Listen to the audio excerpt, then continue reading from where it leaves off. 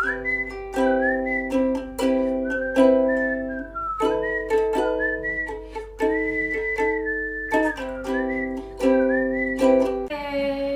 hope I don't get copyrighted for the music in the background. I'm not even listening to it, but it's on. So anyways, this is gonna be a quicker... Why did I just forget the name of this video? Crying with Caven. What the fuck? Crying corner with Caven, yes. Got there in the end. Just because I'm super fucking busy today, I have to go to fucking EE because I'm going away and need to like sort my fucking phone out, and I'm seeing my friend, and you know. So the first thing I wanted to talk about really quickly was the questions you guys asked me. I'm only going to do a couple and then I'm going to talk about my shit because that's the least interesting bit. So the first question someone asked was, how do you cope with people saying they are going to kill themselves as a joke after losing someone to suicide?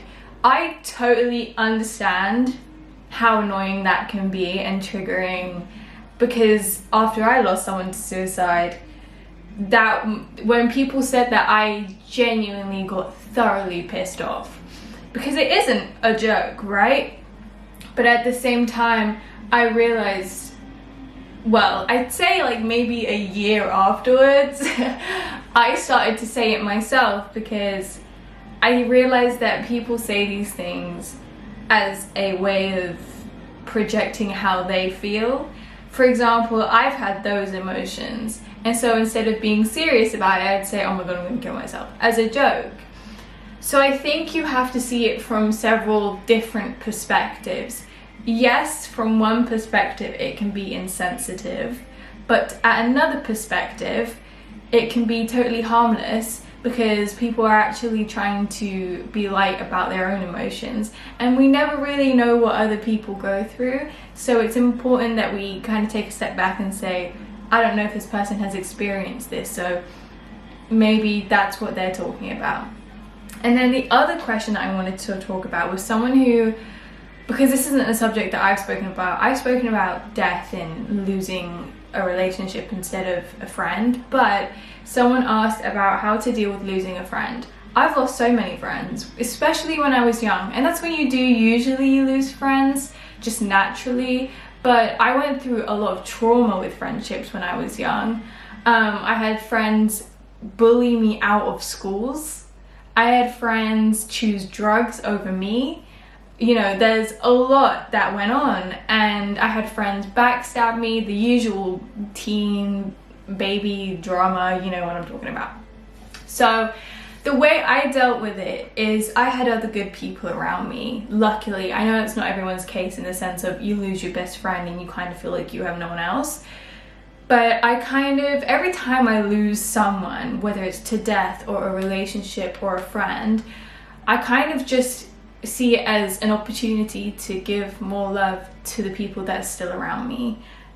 It's very easy for me to lose a friend because of the childhood trauma I went through with friendships.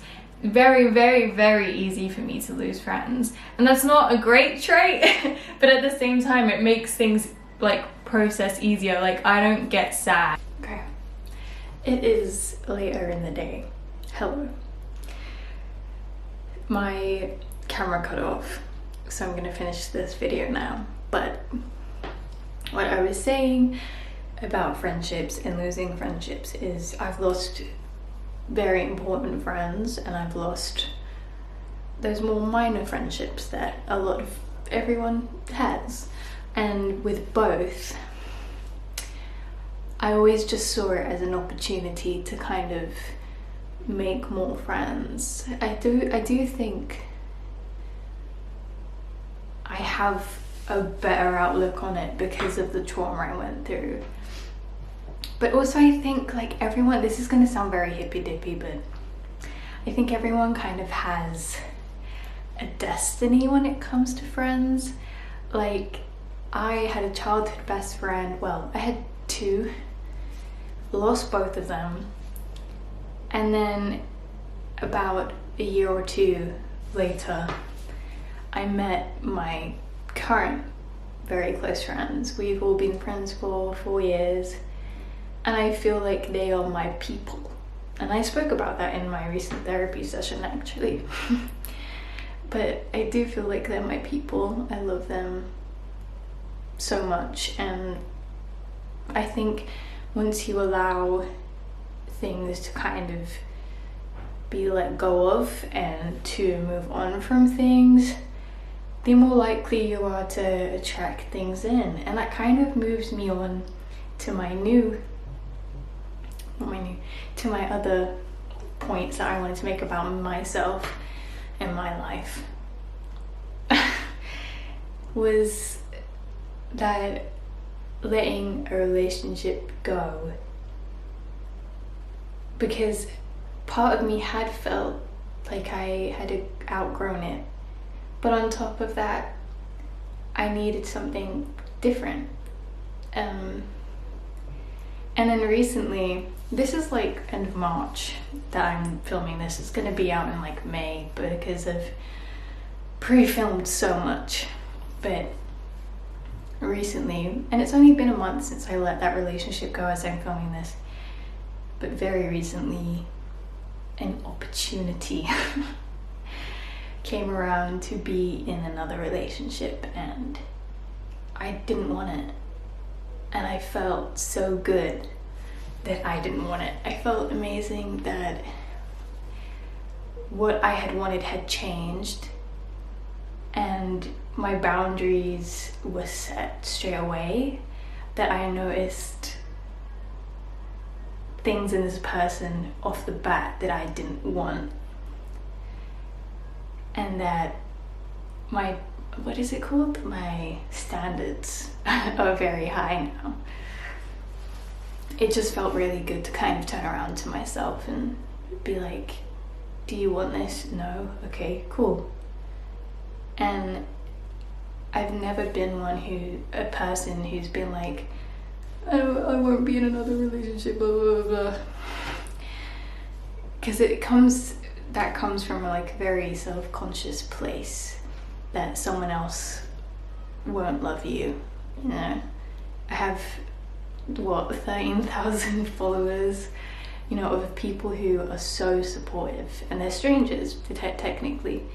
And that in itself is like, you know, I do something that is cool and people like. And I have amazing friends. And I have a lot of friends, but I have amazing friends of all kinds from all over the world. And I have an amazing relationship with most of my family. I can't really complain. And I can't say that I'm not loved or lovable. With me, it's been weird. It's almost like every time I leave a relationship, there's another relationship waiting for me, which is very strange. And I think the longest I haven't been in a relationship for, since being in relationships altogether, like when I started to date people, I guess, is 9 months. That sounds so bad. And I just want to be single for a year. I want to be alone for a year and a half, max. That's my max. Who knows, it might be longer. But I really like having this person come along and want to be with me. This sounds so vain. But it's so true, just having that, and it just made me realize, wow, I'm not ready. I don't want this. I want something different. These are my standards, these are my boundaries. I need to heal. And like properly heal. And often they say, like, if you want to be friends with your ex, to take as much time away from each other that you were together. But for me, I see it as to heal from a relationship, you have to take as much time out of one that you were in one. And that's hard, because like if you're like married and have kids or something, and like you've been together your whole lives, it's not the same. I guess. And it's different for everyone.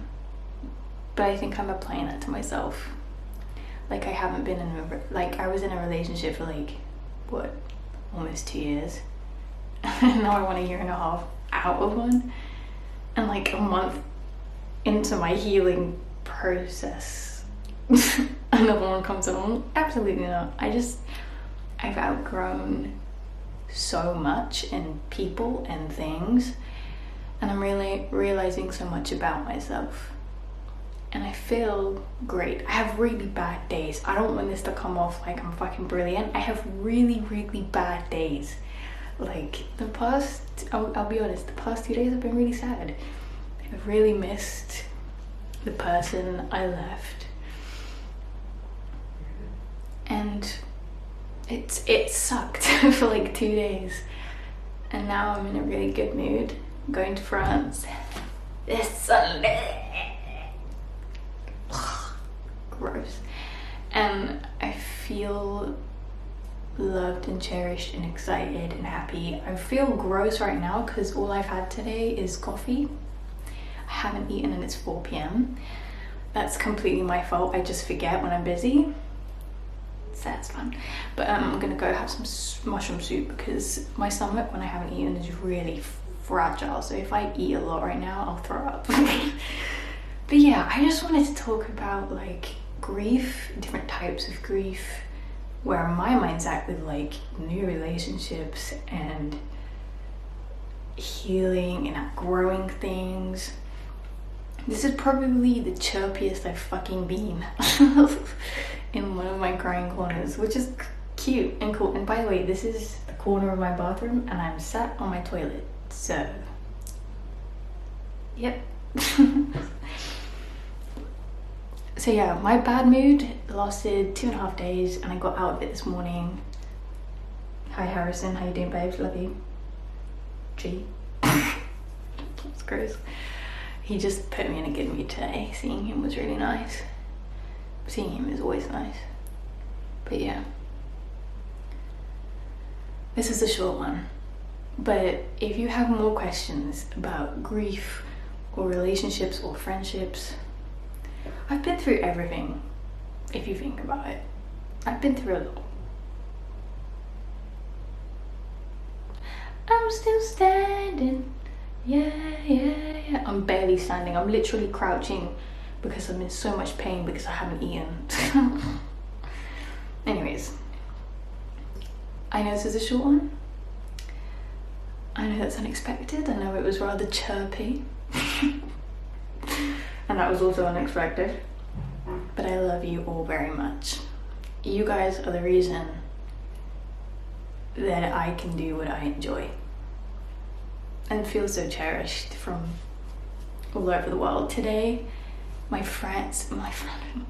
today, someone who watches me and follows me messaged me and was like, I can't wait for your video to come out today. And I was like, oh my god, people actually know my like posting schedule. It's so cool. And they were like, I read your book recommendations, they were amazing, and I love this book that you said. And I'm just like, wow, people are amazing sometimes. Also very annoying and assholes and dickheads, but like at the same time, amazing. So anyways, if I don't go and eat right now, I will die. So I'll see. What the fuck was that? I'll see you guys. My boobs look amazing at the moment. I'm gonna get banned. I'm gonna go eat soup. Make sure you eat. Don't be fucking stupid like me. Okay? I love you.